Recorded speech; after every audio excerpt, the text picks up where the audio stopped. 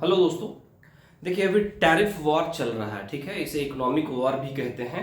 तो tariff war को समझिए, क्यों आता है, ठीक है, ये है क्या और उसका आम जीवन पर क्या इम्पैक्ट पड़ता है, सारी चीजें बताऊंगा। चीजें पूरी तरह से आईना की तरह साफ हो जाएगी। अब समझिए इस बात को। टैरिफ मतलब एक तरह से समझ जाइए आप, टैक्स या शुद्ध हिंदी में कहेंगे तो इसको कहेंगे शुल्क, ठीक है। शुल्क मतलब कि विदेशों से, अमेरिका से कोई कार आ रही है जिसकी कीमत वहां 20 लाख रुपए है, तो यहां से हम क्या कर रहे हैं कि ये हमारे मार्केट में बेच रहे हैं, तो हम क्यों बेचने दें। 20% उस पर टैक्स लगाएंगे तो कितना हो जाएगा, 20 लाख का दो दो चार 24 लाख का हो जाएगा। लेकिन क्या हो रहा है यहाँ पर, बदले की भावना में 40%, 50%, 100% तक टैक्स लगाए जा रहे हैं। तो 20 लाख की कार हो जाएगी पूरी तरह से 40 लाख। उसके बाद ट्रांसपोर्टेशन है, ठीक है, लाइसेंस है, और भी बहुत सारी चीजें हैं, उसमें फिर वो और कॉस्ट बढ़ जाता है। उसके बाद डिलीवरी चार्जेस है, एसेसरीज है। एक एग्जांपल है, समझ गए।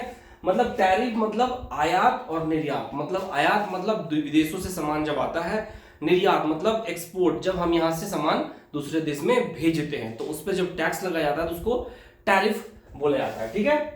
टैक्स, शुल्क। अब यहां पे बता देता हूं मैं कि टैरिफ का देखिए कारण क्या है। Tax on import and export, that is known as tariff, ठीक है। जब इसको हेवी कर दिया जाता है, जैसे कि 40%, 50%, जैसे कि 10%, 20% टैक्स लीजिए तो समझ में आता है, 20% भी ज्यादा माना जाता है।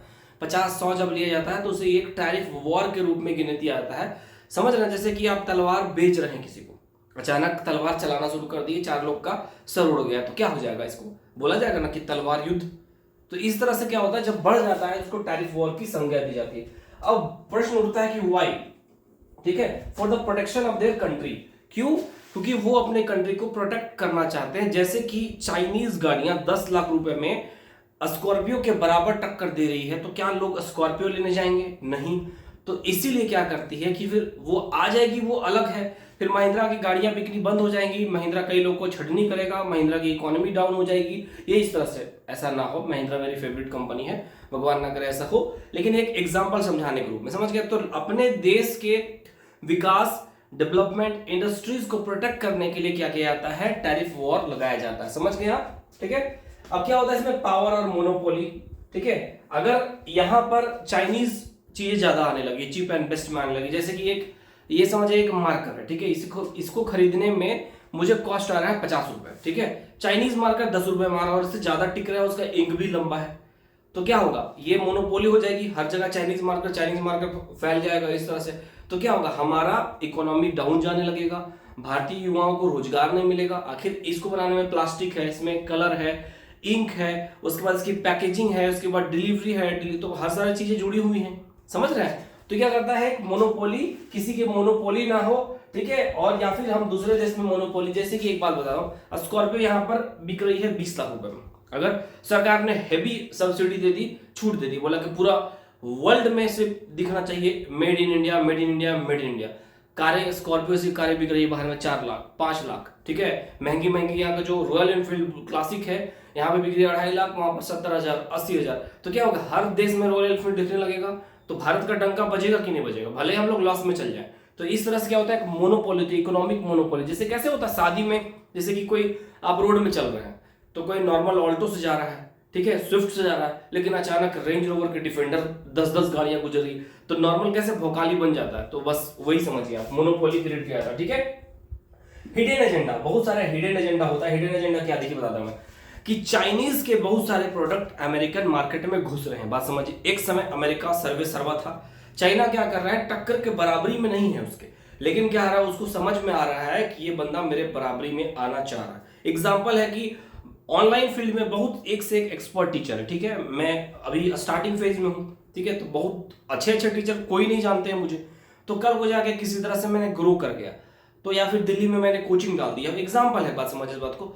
तो उसमें क्या होगा कि जो वहां के, और मेरी ईमानदारी भी है, रिजल्ट भी मेरा जा रहा है, तो वहां के जो स्टेबल कोचिंग इंस्टीट्यूट है वो तिलमिला जाएंगे कि साला हमारा बनाया हुआ ये क्षेत्र है, उस पर कैसे ये कोई कब्जा कर ले, ठीक है। सॉरी, थोड़ा अब सब निकल गया मुझसे इसके लिए, ठीक है। उसके बाद क्या हुआ, not good for economy, according to the economics, अर्थशास्त्री के अनुसार क्या होता है कि अर्थशास्त्री बोलते हैं टैरिफ वॉर अच्छा नहीं, मतलब टैरिफ ऑफ फ्री रखिए, मतलब शुल्क को फ्री रखिए। आपकी गाड़ी 20 लाख रुपए की है, बेचिए, गेहूं 20 रुपए किलो है, बेचिए, ठीक है। स्लीपर 200 रुपए है, 500 रुपए है, बेचिए, ठीक है। ऐसे क्या होता है कि उधर से भी टैरिफ ना लगे, शुल्क ना लगे, इधर से भी टैक्स ना लगे।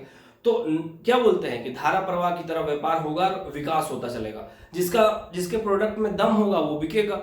जैसे कि बात समझिए कि कोई चप्पल 10 रुपए में बना रहा है और कोई 100 रुपए में बना रहा है और इसकी क्वालिटी उसके बराबर है, तो 10 वाले में लोग ज्यादा जाएंगे। तो इससे क्या होता है, अर्थशास्त्र के अनुसार ये अच्छा है, क्योंकि आम आदमी को क्या होगा, आम आदमी को सस्ते प्रोडक्ट्स मिलेंगे। क्लियर, टैक्स में, ठीक है, नॉट गुड फॉर इकोनॉमी।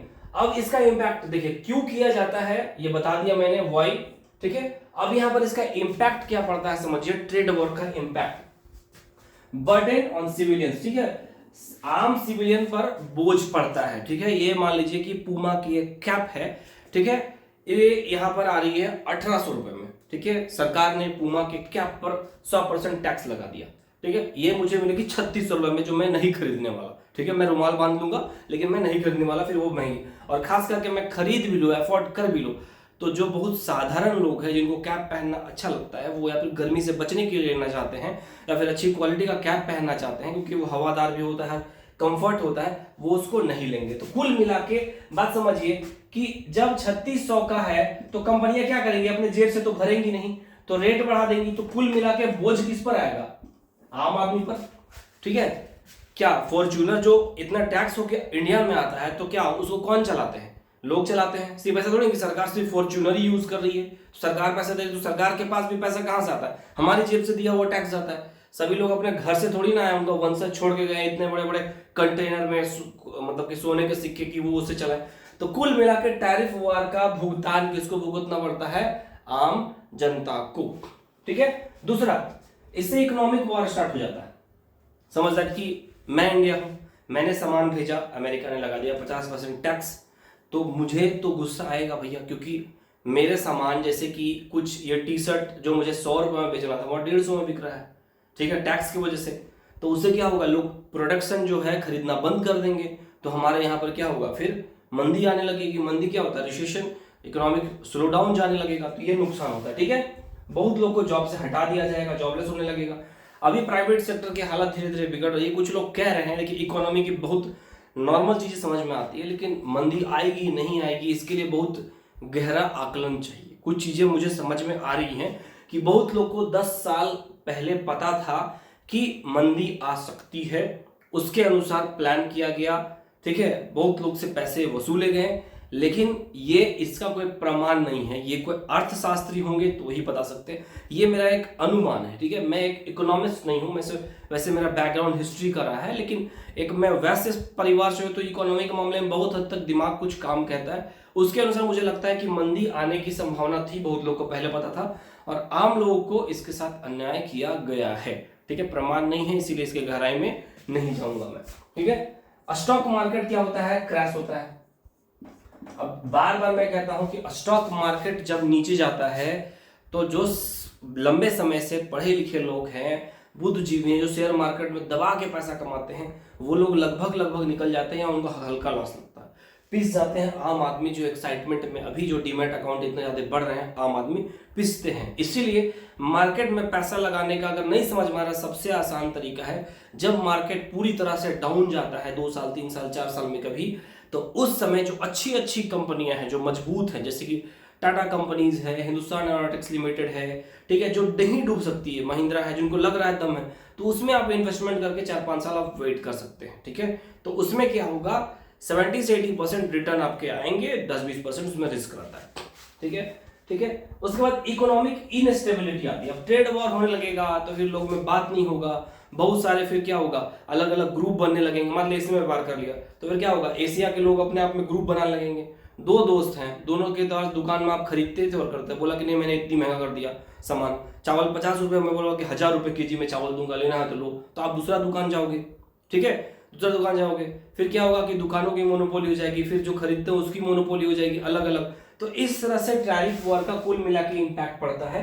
देखिए, अमेरिका के द्वारा ये किया गया है जो टैरिफ वॉर, मुझे ऐसा लग रहा है कि जहां तक जो मैंने अध्ययन किया है, ठीक है, कि चाइनीज सामान है अमेरिकी मार्केट में कब्जा जमाना शुरू कर रही है। तो जैसे कि अगर अभी क्या हो रहा है कि कहा जाता है कि जो शादीशुदा महिलाएं हैं, ठीक है, हमारे एक संस्कार को बहुत महत्व दिया जाता है। ठीक है, संस्कृति वर्ड जो है बहुत बहुत लड़कियों का नाम होता है संस्कृति, ठीक है, क्योंकि वो एक सम्मान के दर्जे में होता है। तो यहाँ पर क्या हुआ, शादीशुदा महिलाएं 10 लाइक्स या 100 लाइक्स या 1000 लाइक्स के लिए क्या हो रहा है कि आप देख रहे हो, उसके आगे मैं नहीं जाऊंगा। तो उससे क्या होता है कि एक कल्चर हमारे यहाँ अडॉप्ट हो रहा है।